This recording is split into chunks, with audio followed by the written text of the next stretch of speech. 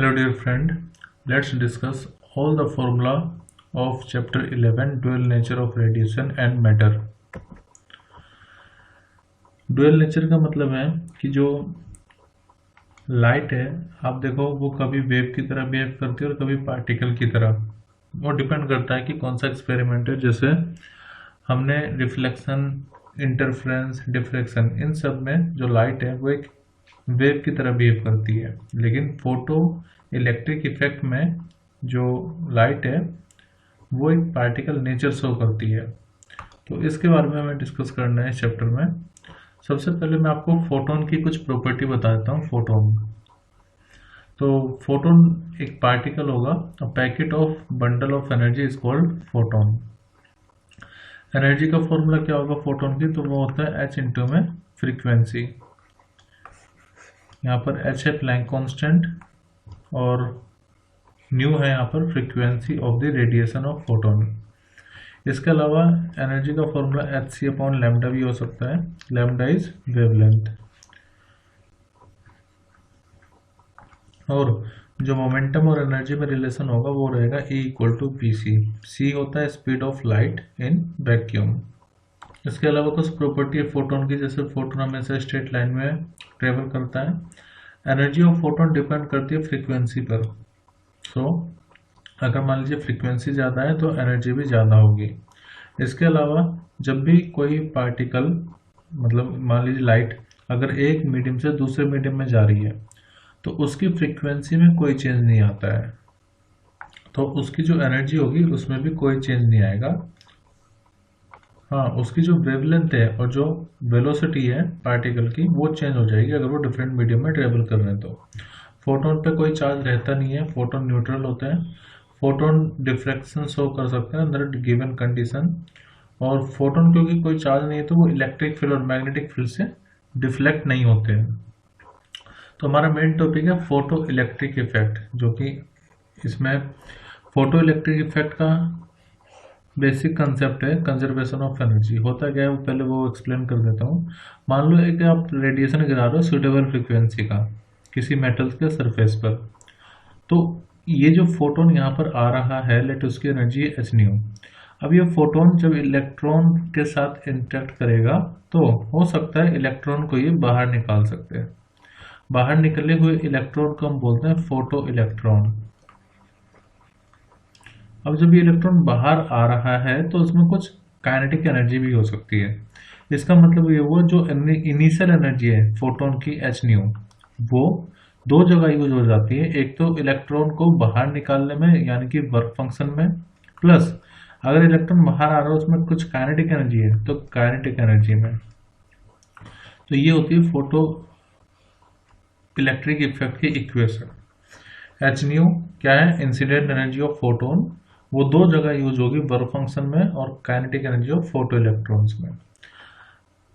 The phenomena of emission of electron from metal surfaces when they are exposed to some light of suitable frequency is called photo electric effect. ये मैंने आपको बताया कि जब किसी suitable frequency के photon को आप मेटल के साथ इंटरेक्ट करवाओगे तो फोटोन और इलेक्ट्रॉन में इंटरेक्शन होने से इलेक्ट्रॉन बाहर निकलता है। इस प्रोसेस को हम फोटो इलेक्ट्रिक इफेक्ट बोलते हैं, यानी कि फोटोन की हेल्प से इलेक्ट्रॉन को निकालना। और ये भी मैंने आपको बताया फोटो इलेक्ट्रॉन क्या होगा, जो इलेक्ट्रॉन फोटोन की वजह से बाहर आ गए उसको हम फोटो इलेक्ट्रॉन बोलते हैं। और इन फोटो इलेक्ट्रॉन्स की वजह से जो करंट बनेगा जब ये फ्लो होंगे तो वो कहलाएगा फोटो इलेक्ट्रिक करंट। मेटल के साथ साथ एल्कली मेटल भी यहाँ पर फोटो इलेक्ट्रिक इफेक्ट शो करते हैं। Next is experimental setup of photo electric effect. तो यहाँ पर हमने क्या किया है, एक ट्यूब ली हुई है और इस ट्यूब में दो पॉइंट है, एक कैथोड और एक एनोड, और इसको हमने बैटरी से कनेक्ट किया हुआ है। फिर जब हम यूवी लाइट को इस कैथोड पर गिरा रहे हैं तो यहाँ से इलेक्ट्रॉन बाहर आएंगे। अब क्योंकि इलेक्ट्रॉन पे जो चार्ज होता है वो माइनस होता है और यहाँ पर जो साइन है वो है पॉजिटिव, तो इलेक्ट्रॉन एनोड की तरफ मूव करेंगे तो इनके मूवमेंट से बनेगा फोटो इलेक्ट्रिक करंट। तो when light of suitable frequency falls on metallic cathode, photoelectrons are emitted. These photoelectrons are attracted towards positive anode और इसी की वजह से फोटोइलेक्ट्रिक करंट बन जाएगा। अब ये चीज़ें काफ़ी इंपॉर्टेंट है जिससे क्वेश्चन बनते हैं। पहला है effect of intensity of light on photo electric current. Intensity क्या होता है? इंटेंसिटी होता है energy per unit area per unit time. ठीक है, देखो मैं आपको एक कंसेप्ट बताता हूँ पहले। फोटो इलेक्ट्रिक इफेक्ट में एक फोटोन एक इलेक्ट्रॉन के साथ इंटरेक्ट करेगा और उस इलेक्ट्रॉन को बाहर निकाल देगा। तो जितने ज़्यादा फोटोन होंगे उतने ज़्यादा इलेक्ट्रॉन बाहर निकलेंगे। अब ज़्यादा फोटोन होने का मतलब ये है कि इंटेंसिटी ज़्यादा है, और अगर इंटेंसिटी ज़्यादा है यानी कि जो फोटोन्स है वो ज़्यादा है, तो ज़्यादा फोटोन्स ज़्यादा इलेक्ट्रॉन को बाहर निकालेंगे। तो यहाँ पर आप ग्राफ देख सकते हो इंटेंसिटी को जैसे हम इंक्रीज कर रहे हैं तो फोटो इलेक्ट्रिक करंट भी इंक्रीज होगा, मतलब वो दोनों एक दूसरे पर डायरेक्टली डिपेंड करेंगे। More the photon more will be the photo electric current. तो ये आई होप आपको क्लियर हुआ है। सेकंड है effect of potential on photo electric current. देखो मैंने आपको बताया कि जो मेन इक्वेशन है वो है h nu equal to work function plus में काइनेटिक एनर्जी, और जो काइनेटिक एनर्जी है फोटोन की वो डिपेंड करती है पोटेंशियल कितना है। तो सपोज करो हम फ्रीक्वेंसी और इंटेंसिटी को चेंज नहीं कर रहे हैं, तो जितना ज़्यादा इलेक्ट्रिक पोटेंशियल होगा उतना ज़्यादा करंट होगा। तो आप ये देख सकते हो यहाँ पर अगर फ्रीक्वेंसी सेम है तो स्टॉपिंग पोटेंशियल भी सेम होगा, लेकिन आप देखो पोटेंशियल इंक्रीज हो रहा है तो करंट भी यहाँ पर इंक्रीज होगा एक लेवल तक, लेकिन बाद में वो सैचुरेट हो जाएगा। When the potential is decreased, the current decreases but does not become zero at the zero potential। आप देखो यहाँ पर पोटेंशियल जीरो हो गया लेकिन फिर भी करंट की कुछ ना कुछ वैल्यू है। अब जिस पोटेंशियल पर, जिस नेगेटिव पोटेंशियल पर करंट की वैल्यू जीरो हो जाए, कौन सा करंट? Photo electric current. तो जिस नेगेटिव पोटेंशियल पर फोटो इलेक्ट्रिक करंट की वैल्यू जीरो हो जाए उस पोटेंशियल को हम बोलते हैं स्टॉपिंग पोटेंशियल या कट ऑफ पोटेंशियल। तो ये डेफिनेशन भी पूछी जा सकती है। When negative potential is applied to the plate and anode with respect to cathode, photoelectric current becomes zero at a particular value of, उसमें negative potential होगा of course, called stopping potential और cut off potential। तो यहाँ पर अगर आप देखो इस ग्राफ में, अगर हम इसको नेगेटिव पोटेंशियल अप्लाई कर दें, इलेक्ट्रॉन पे चार्ज होता है नेगेटिव, तो नेगेटिव इलेक्ट्रॉन के पास, इलेक्ट्रॉन एनोड के पास जाएगा ही नहीं, तो जो इलेक्ट्रॉन्स है फोटो इलेक्ट्रॉन वो मूवमेंट बंद कर देंगे, जिसकी वजह से फोटो इलेक्ट्रिक करंट खत्म हो जाएगा, कम हो जाएगा, जीरो हो जाएगा। तो उस नेगेटिव पोटेंशियल को हम कट ऑफ पोटेंशियल कहते हैं। और ये जो कट ऑफ पोटेंशियल है ये इंटेंसिटी पर डिपेंड नहीं करता। कट ऑफ पोटेंशियल डिपेंड कर रहा है कि आपने जो फोटोन है उनकी एनर्जी कितनी है या उसकी फ्रीक्वेंसी कितनी है। ये चीज़ ध्यान रखने का कि स्टॉपिंग पोटेंशियल इंटेंसिटी पर डिपेंड नहीं करता है। नेक्स्ट पॉइंट है effect of frequency of incident light on photo electric current. तो इक्वेशन है हमारे पास S nu equal to work function को आप एस न्यू नोट भी लिख सकते हो प्लस में काइनेटिक एनर्जी। तो अगर मान लो हम इंटेंसिटी को चेंज नहीं कर रहे हैं for a fixed intensity of light, अगर आप फ्रीक्वेंसी को इंक्रीज कर रहे हो तो फ्रीक्वेंसी के इंक्रीज होने से सिर्फ काइनेटिक एनर्जी फोटोन की इंक्रीज हो जाएगी, उसका कोई इफेक्ट नहीं पड़ेगा फोटो इलेक्ट्रिक करंट पर। किसका? फ्रीक्वेंसी का। तो फ्रीक्वेंसी को बढ़ाने से फोटो इलेक्ट्रिक करंट नहीं बढ़ता है। हाँ, अगर आप इंटेंसिटी बढ़ाओगे तो फोटो इलेक्ट्रिक करंट बढ़ेगा। तो फ्रीक्वेंसी अगर आप इंक्रीज कर रहे हो, डिक्रीज कर रहे हो, सो उसकी वजह से फोटो इलेक्ट्रिक करंट पर कोई इफेक्ट नहीं पड़ता है। For a fixed intensity of incident light, the photoelectric current does not depend on the frequency of incident light because the photoelectric current simply depend on the number of photoelectrons, जिसकी मैं बात कर रहा था intensity मतलब, and in turns on the number of photon incident or not on the energy of photon। यानी कि जो photoelectric current है वो इस पर डिपेंड करता है कि इंटेंसिटी कैसी है, इंटेंसिटी कितनी है। इंटेंसिटी ज़्यादा होने का मतलब ज़्यादा फोटोन का गिरना, और ज़्यादा फोटोन अगर गिर रहे हैं तो ज़्यादा इलेक्ट्रॉन बाहर निकलेंगे। तो फ्रीक्वेंसी को चेंज करने से फोटो इलेक्ट्रिक करंट पर कोई इफेक्ट नहीं पड़ेगा।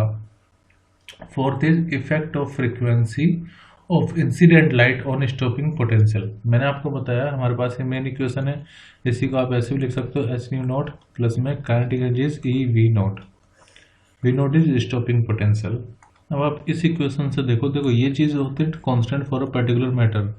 तो अगर आप फ्रीक्वेंसी को इंक्रीज करोगे तो आपको स्टॉपिंग पोटेंशियल भी इंक्रीज करना होगा। तो आप देखो सेचुरेशन करंट इंटेंसिटी सेम है, इंटेंसिटी कांस्टेंट रख रहे हैं हम, दो डिफरेंट केस के लिए हम सिर्फ फ्रीक्वेंसी चेंज कर रहे हैं। तो लेट न्यू2 ज़्यादा है न्यू1 से, तो जिसकी फ्रीक्वेंसी ज़्यादा है उसका स्टॉपिंग पोटेंशियल भी आप देखो नेगेटिव में ज़्यादा ही होगा, और क्योंकि फ्रीक्वेंसी न्यू1 कम है तो उसका स्टॉपिंग पोटेंशियल भी कम होगा। तो हम कह सकते हैं higher the frequency higher will be the stopping potential. मैं एक बात दोबारा बता देता हूँ, इंटेंसिटी को अगर आप चेंज कर रहे हो तो फोटो इलेक्ट्रिक करंट चेंज हो जाएगा, और अगर आप फ्रीक्वेंसी को चेंज कर रहे हो तो फोटो इलेक्ट्रिक करंट पर कोई इफेक्ट नहीं पड़ेगा। हाँ, उसकी जो काइनेटिक एनर्जी है फोटो इलेक्ट्रॉन्स की वो चेंज हो जाएगी, और जो स्टॉपिंग पोटेंशियल है वो चेंज हो जाएगा जब आप फ्रीक्वेंसी को चेंज करोगे। तो नेक्स्ट अगर देखो यहाँ पर ये स्टॉपिंग पोटेंशियल और फ्रीक्वेंसी का ग्राफ है, तो ये जो स्ट्रेट लाइन ग्राफ आएगा मैं बताऊंगा इसका रीजन क्या है। तो जिस पर्टिकुलर पॉइंट पर इसको कट कर रही है फ्रीक्वेंसी की लाइन को, तो वो होती है हमारी कट ऑफ फ्रीक्वेंसी या थ्रेशोल्ड फ्रीक्वेंसी। तो थ्रेशोल्ड फ्रीक्वेंसी क्या होती है, मतलब इस फ्रीक्वेंसी से कम अगर फोटोन्स की फ्रीक्वेंसी है तो वो इलेक्ट्रॉन को बाहर नहीं निकाल पाएंगे। मतलब कि फोटो इलेक्ट्रिक इफेक्ट होने के लिए जो फ्रीक्वेंसी है इंसिडेंट फोटोन की वो ज़्यादा होनी चाहिए थ्रेशोल्ड फ्रीक्वेंसी से। और जो थ्रेशोल्ड फ्रीक्वेंसी है ये मेटल कैसा उस पर डिपेंड करता है, मतलब कि ये प्रॉपर्टी है मेटल की। So it depends on the nature of metal. Threshold frequency इस पर डिपेंड नहीं करेगा कि इंटेंसिटी कितनी है या फ्रीक्वेंसी कितनी इंसिडेंट फोटोन की, ये for a particular metal constant रहेगी। Next is law of photo electric emission. First, for a given substance there exist a minimum value of frequency जिसको हम थ्रेशोल्ड फ्रीक्वेंसी कहते हैं।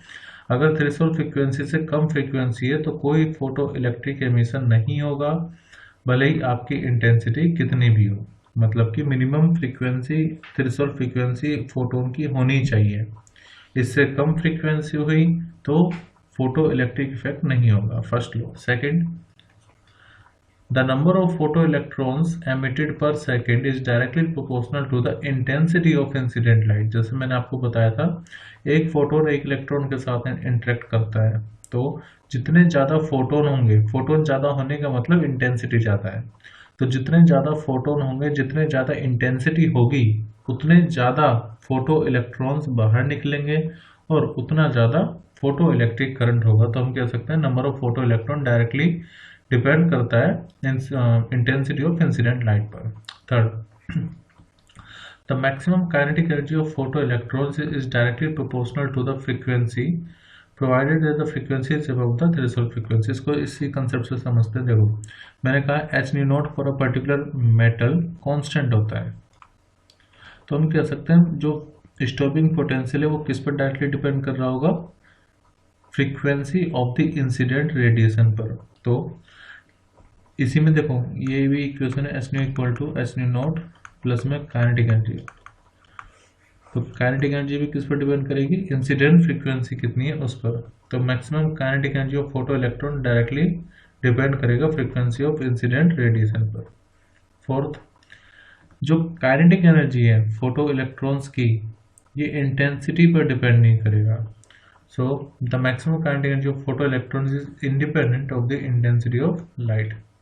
बस ये ध्यान रखना है कि काइनेटिक एनर्जी फ्रीक्वेंसी पर डिपेंड करेगी और ऐसे ही स्टॉपिंग पोटेंशियल फ्रीक्वेंसी पर डिपेंड करेगा, इंटेंसिटी पर नहीं करेगा। लेकिन जो फोटो इलेक्ट्रिक करंट है वो इंटेंसिटी पर डिपेंड करेगा, वो फ्रीक्वेंसी पर डिपेंड नहीं करता है। Fifth, the process of photo electric emission is instantaneous, जैसे ही आप फोटोन गिराओगे तुरंत इलेक्ट्रॉन बाहर आ जाएगा। 6, the photo electric emission is 1:1, जैसा मैंने बार बार आपको बताया है, every photon of suitable frequency 1 electron is emitted, मतलब एक फोटोन एक इलेक्ट्रॉन के साथ इंटरेक्ट करेगा। अब आइंस्टीन की फोटो इलेक्ट्रिक इक्वेशन जो मैंने आपको पहले भी बता दी है, जिसका मैं इस्तेमाल करता चीज़ों को एक्सप्लेन करने के लिए, वो ये है। देखो, आइंस्टीन की photo electric equation conservation of energy पर डिपेंड करती है।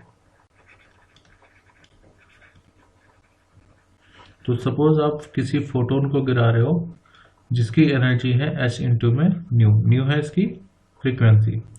अब ये इलेक्ट्रॉन को बाहर निकालेगा, जब इलेक्ट्रॉन बाहर निकलेगा तो इसमें कुछ काइनेटिक एनर्जी भी होगी। तो incident energy that is S new, वो कुछ तो यूज हो जाएगी वर्क फंक्शन में और कुछ होगी मैक्सिमम काइनेटिक एनर्जी में।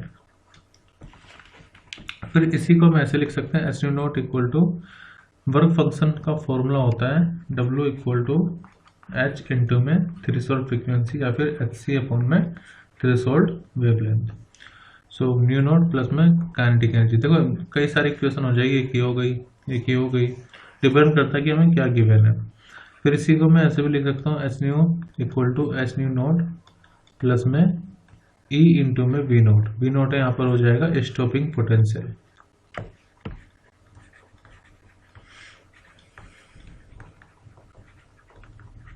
ठीक है। इसके अलावा अगर आप इसको ऐसे भी लिख सकते हो, काइनेटिक एनर्जी जो मैक्सिमम काइनेटिक एनर्जी होगी वो इक्वल हो जाएगी H nu minus H nu not के।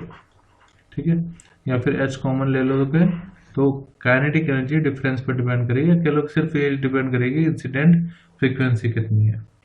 सो काइनेटिक एनर्जी का formula half m v square भी होता है, तो ये भी इक्वेशन हो जाएगी half m v square equal to h into में न्यू माइनस न्यू नॉट। तो सब इक्वेशन एक ही है।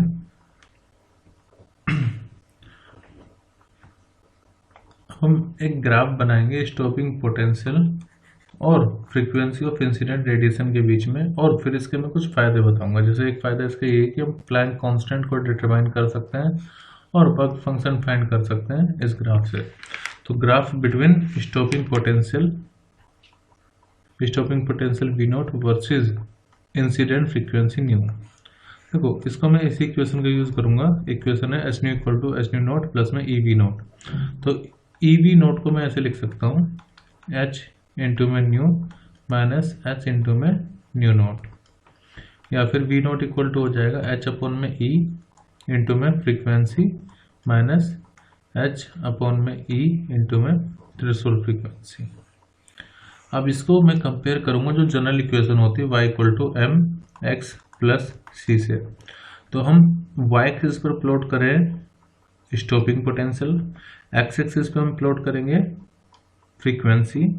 तो यहाँ पर जो स्लोप होगा, स्लोप मतलब हो गया ढलान, स्लोप मतलब x का जो कोएफिशिएंट है यानी कि m। तो यहाँ पर देखो जो ग्राफ होगा, यहाँ पर हम लेंगे फ्रीक्वेंसी एक्स एक्सिस पर और यहाँ पर लेंगे स्टॉपिंग पोटेंशियल। तो जाहिर सी बात है, इसको देखने से आपको पता चल रहा है जो ग्राफ होगा स्ट्रेट लाइन होगा। अब स्ट्रेट लाइन ग्राफ होगा, लेकिन जो इसका इंटरसेप्ट होगा वो नेगेटिव वाई एक्सिस पर होगा। तो इसको मैं इस तरह से प्लॉट कर रहा हूँ ग्राफ को, ये। अब जिस पॉइंट पर इसने फ्रीक्वेंसी एक्सिस को कट किया है वो पर्टिकुलर फ्रीक्वेंसी कहलाएगी थ्रेशोल्ड फ्रीक्वेंसी न्यू नॉट। फिर जब ये वाई एक्सिस पर इंटरसेप्ट कर रहा है यानी कि पोटेंशियल एक्सिस पर इंटरसेप्ट कर रहा है, तो ये जो इंटरसेप्ट होगा यहाँ से लेकर के यहाँ तक, ये रिप्रेजेंट करेगा वर्क फंक्शन अपॉन में ई को, क्योंकि एच न्यू नॉट क्या होता है, वर्क फंक्शन अपॉन में ई। फिर इस ग्राफ की जो स्लोप होगी, तो स्लोप क्या बताएगी हमें, स्लोप मतलब फ्रीक्वेंसी का कोएफिशिएंट h अपॉन ई। सो स्लोप से हमें पता चलेगा h अपॉन ई की वैल्यू। तो देखो अगर हमें प्लैंक कांस्टेंट फाइंड करना है जो कि कांस्टेंट होता है, तो हम कैसे फाइंड करेंगे, e मतलब 1.6 इंटू 10 की पावर माइनस 19, उसकी मल्टीप्लाई कर देंगे स्लोप से। ये स्लोप किसका है, slope of v versus new not graph. ठीक है, तो इस तरह से हम प्लैंक कांस्टेंट निकाल सकते हैं। इसके अलावा जो इंटरसेप्ट है वाई एक्सिस पर, तो वो हमें देगा डब्ल्यू नॉट अपॉन ई की वैल्यू। तो वर्क फंक्शन हो जाएगा ई इंटू में इंटरसेप्ट ऑन वर्टिकल एक्सिस। तो हम वर्क फंक्शन फाइंड कर सकते हैं, स्लोप फाइंड कर सकते हैं। एक और चीज़ देखो, कोई भी मेटल हो, अगर आप ग्राफ प्लॉट करोगे तो इस तरह का ग्राफ आपको मिलेगा। अब जो यहाँ पर प्लैंक कांस्टेंट है, या कह लो कि जो स्लोप है, वो स्लोप है एच अपॉन ई। तो आप कोई भी मेटल ले लो एक्स वाई जेड, उसकी जो स्लोप होगी सेम रहेगी हमेशा। तो डिफरेंट डिफरेंट मेटल के लिए थ्रेशोल्ड फ्रीक्वेंसी तो अलग हो सकती है, लेकिन स्लोप की वैल्यू सभी के लिए सेम होगी। इस पर क्वेश्चन पूछे गए हैं। तो स्लोप होता है एच अपॉन ई। सपोज करो आपको कुछ दो ग्राफ दे दिए, लेकिन मैं एग्जाम्पल ले लेता हूँ इस तरह से। एक है पी और एक है क्यू, और ये वी है यहाँ पर स्टॉपिंग पोटेंशियल, और यहाँ पर है फ्रीक्वेंसी। तो कभी कभी इस तरह के क्वेश्चन आ जाते हैं कि बताओ पी और क्यू में से किसकी थ्रेशोल्ड फ्रीक्वेंसी ज़्यादा है। तो जाहिर सी बात है यहाँ पर ये आगे इंटरसेप्ट कर रहा है, तो थ्रेशोल्ड फ्रीक्वेंसी ज़्यादा किसकी होगी, क्यू की। किससे, पी से। तो एक तो इस तरह का क्वेश्चन हो गया। ये भी पूछा जाता है कि स्लोप किसकी ज़्यादा होगी, कम होगी, बराबर होगी। तो slope of P will be equal होगा स्लोप ऑफ क्यू मेटल के लिए। स्लोप सेम होगी, क्योंकि स्लोप क्या होता है, स्लोप होता है एच अपॉन ई, और प्लैंक कांस्टेंट और ई तो सबके लिए सेम ही होगा। तो ये इसको ध्यान रखना। इसके अलावा एक और फॉर्मूला जो मैंने यहाँ पर बताया था आपको, इसको आप वेवलेंथ के टर्म में भी लिख सकते हो। Kinetic energy equal to h nu minus nu naught तो हो गया ये, और अगर आप इसको वेवलेंथ के टर्म में लिखोगे तो ये हो जाएगा एच सी अपॉन में 1 अपॉन लेमडा माइनस 1 अपॉन में लेमडा नॉट। तो ये भी एक फॉर्मूला हो जाएगा काइनेटिक एनर्जी का, जब आपको वेवलेंथ गिवन है। Dual nature of radiation and matter. देखो कुछ फिनोमिना ऐसे होते हैं जैसे डिफ्रैक्शन, इंटरफ्रेंस, पोलराइजेशन, तो जिसमें जो पार्टिकल है या कह लो जो रेडिएशन है वो वेव नेचर को बताता है, जिसको हम वेव थ्योरी भी कहते हैं। जबकि जो quantum theory of electromagnetic radiation है वो photo electric effect, Compton effect, black body radiation, X ray, ये मतलब पार्टिकल नेचर को शो करता है। तो हम कह सकते हैं रेडिएशन के डुअल नेचर होते हैं, wave as well as particle nature. और इसको सबसे पहले कंबाइन किया था डी ब्रोगली ने। डी ब्रोगली ने एक फॉर्मूला दिया था lambda equal to H upon P. ठीक है, अभी मैं इसको डिटेल में बताता हूँ। So Louis de Broglie suggested that the particle like electron, proton and neutron have also dual nature. मतलब कि जैसे इलेक्ट्रॉन, न्यूट्रॉन, ये जो माइक्रोस्कोपिक पार्टिकल हैं, अगर ये मोशन में हो तो ये पार्टिकल और वेव नेचर दोनों शो कर सकते हैं। लेकिन कोई भी एक ऐसा एक्सपेरिमेंट नहीं है जिसमें दोनों नेचर एक साथ शो हो। तो उन्होंने सजेस्ट किया था that the nature loves symmetry, the universe is made up of particle and radiation both entities must be symmetrical. तो नेक्स्ट है de Broglie wave. According to de Broglie wave, a moving material particle can be associated with a wave। यानी कि जब कोई particle मान लीजिए travel कर रहा है, so it will show some wave-like character।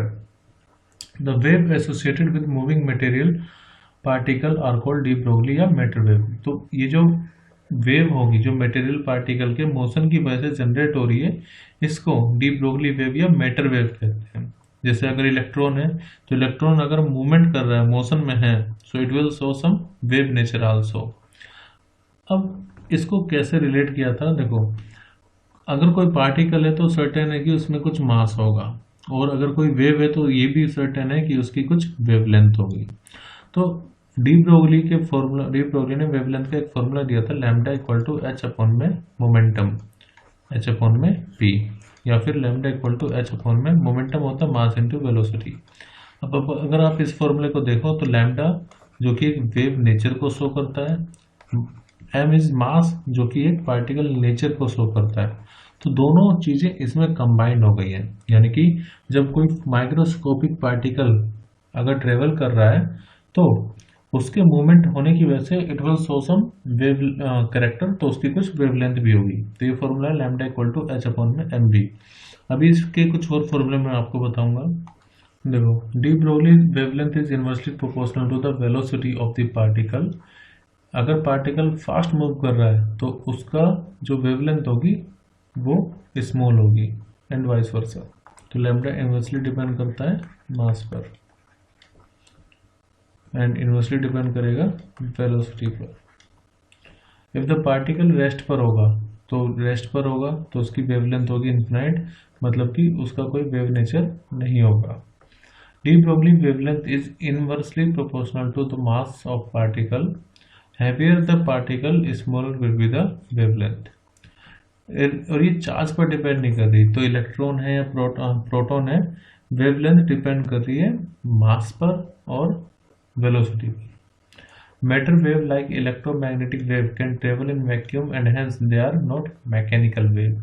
जो मैटर वेव होती हैं ये मैकेनिकल वेव नहीं होती, क्योंकि इनको मीडियम की रिक्वायरमेंट नहीं होती ट्रेवल करने के लिए। ऑल्दो जो मैटर वेव है वो इलेक्ट्रोमैग्नेटिक वेव नहीं है, because they are not produced by accelerated charge. मैंने आपको बताया था चैप्टर 8 में, जो इलेक्ट्रोमैग्नेटिक वेव है वो ऑसिलेशन ऑफ चार्ज या जब चार्ज एक्सेलरेट करता है तब प्रोड्यूस होती है। लेकिन जो मैटर वेव है वो माइक्रोस्कोपिक पार्टिकल से निकल रही है जब वो मोशन में है। अब वेवलेंथ के कुछ मैं और फॉर्मूला बता देता हूँ, जैसे lambda equal to H upon p तो है ही है, एक फॉर्मूला ये हो गया। फिर lambda equal to H upon m v, मतलब जिससे क्वेश्चन पूछे गए हैं और पूछे जाते हैं, ये हो गए फॉर्मूले। फिर काइनेटिक एनर्जी इक्वल टू होता है एक्चुअली पी स्क्वायर अपॉन में 2m, तो हम पी को लिख सकते हैं अंडर रूट 2m के क्या है काइनेटिक एनर्जी। तो लैम्डा का फॉर्मूला हो जाएगा एच अपॉन में अंडर रूट 2m के, तो एक और फॉर्मूला आ गया। फिर मैंने आपको बताया था के इक्वल टू क्यू वी भी होता है, kinetic energy equal to q into में पोटेंशियल। तो लैम्डा इक्वल टू हो जाएगा एच अपॉन में under root 2m q into में वी। इसका मतलब लैम्डा जो है वो इन्वर्सली डिपेंड करेगा एक्सेलरेटेड पोटेंशियल पर v। v इज स्टॉपिंग, यहाँ पर देखो ये जो v है ये वेलोसिटी, ये कह लो स्पीड, और जो यहाँ पर मैंने लिखा है ये है पोटेंशियल। हो सकता है कुछ क्वेश्चन में आपको सीधा स्टॉपिंग पोटेंशियल गिवन हो, तो लैम्डा निकालने के लिए आप ये फॉर्मूले में प्लैंक कांस्टेंट, मास, चार्ज, ये सब वैल्यू आपको पुट करनी पड़ेगी। लेकिन इलेक्ट्रॉन के लिए एक डायरेक्ट फॉर्मूला है, इलेक्ट्रॉन का मास जब आप रखोगे तो इसके लिए फॉर्मूला हो जाता है, सिर्फ इलेक्ट्रॉन के लिए होगा ये 1.227 अपॉन में रूट वी, और ये जो आंसर आएगा नैनोमीटर में आएगा। तो अगर आपको मान लो पोटेंशियल दिया हुआ है 100, तो फॉर्मूला लगाओ सीधा, D Broglie wavelength of electron के लिए 1.227 अपॉन में रूट वी। एक और फॉर्मूला जो आपको इस चैप्टर में काम आएगा न्यूमेरिकल के लिए, देखो एनर्जी का फॉर्मूला होता है in general h c upon में, एक तो हो गया एच इंटू न्यू, एक होता है एच सी अपॉन में लैम्डा, ठीक है। अब सपोज करो आपको वेवलेंथ जो है वो एंगस्ट्रॉन में गिवन है, एंगस्ट्रॉन यूनिट होती है और 1 एंगस्ट्रॉन होता है 10⁻⁻10 मीटर। तो सपोज करो आपको लैम्डा गिवन है एंगस्ट्रॉन में और आपको एनर्जी चाहिए इलेक्ट्रॉन वोल्ट में, एनर्जी किस में, इलेक्ट्रॉन वोल्ट में। तो फिर क्या करोगे, सपोज करो आपको एच प्लैंक कांस्टेंट, एच की वैल्यू होती है 6.625 इंटू 10⁻⁻35 जूल सेकेंड, सी होता है 3 इंटू 10⁸ मीटर पर सेकेंड। तो अगर आप यहाँ पर लैम्डा को पुट करोगे तो आपकी जूल में आंसर आ जाएगा, लेकिन ज़्यादातर इस क्वेश्चन मतलब इस चैप्टर में इलेक्ट्रॉन वोल्ट में काम होता है। तो फिर आपको इसको इलेक्ट्रॉन वोल्ट में मतलब जूल में जो एनर्जी आएगी फिर उसको इलेक्ट्रॉन वोल्ट में कन्वर्ट करना पड़ेगा, तो बहुत लंबा प्रोसेस हो जाएगा, बहुत कुछ आपको कैलकुलेट करना पड़ेगा। तो डायरेक्ट फॉर्मूला में आपको बता रहा हूँ, अगर आपको वेवलेंथ एंगस्ट्रॉन में गिवन है और एनर्जी आपको डायरेक्टली चाहिए इलेक्ट्रॉन वोल्ट में, तो फॉर्मूला होता है E इक्वल टू 12400 अपॉन में लैम्डा, ठीक है। लैम्डा क्या आपका एंगस्ट्रॉन में, तो जब आप 12400 को लैम्डा जो एंगस्ट्रॉन में है पुट करोगे तो आपका आंसर सीधा जो एनर्जी आएगी वो इलेक्ट्रॉन वोल्ट में आ जाएगी, ठीक है। जो भी एनर्जी आएगी वो इलेक्ट्रॉन वोल्ट में आएगी। तो ये फॉर्मूला ध्यान रखना, डायरेक्टली जब वेवलेंथ आपको एंगस्ट्रॉन या नैनोमीटर में दिया हो तो आपको उस हिसाब से चेंज करना पड़ेगा। तो 12400 अपॉन में लैम्डा सीधा फॉर्मूला आएगा, मतलब एनर्जी आएगी इलेक्ट्रॉन वोल्ट में। एक छोटी सी करेक्शन है, प्लैंक कांस्टेंट की वैल्यू होती है 6.625 इंटू 10⁻⁻34। इसके अलावा ये फॉर्मूला मैंने आपको नैनोमीटर में बताया था। अगर एंगस्ट्रॉम में आपको वेवलेंथ चाहिए डायरेक्टली और आपको पोटेंशियल गिवन है तो D Broglie wavelength of electron होगी लैम्डा अपॉन में 12.3 अपॉन में √v, और ये आंसर आ जाएगा एंगस्ट्रॉम में। v क्या है? पोटेंशियल, और उसकी यूनिट रही होगी वोल्ट।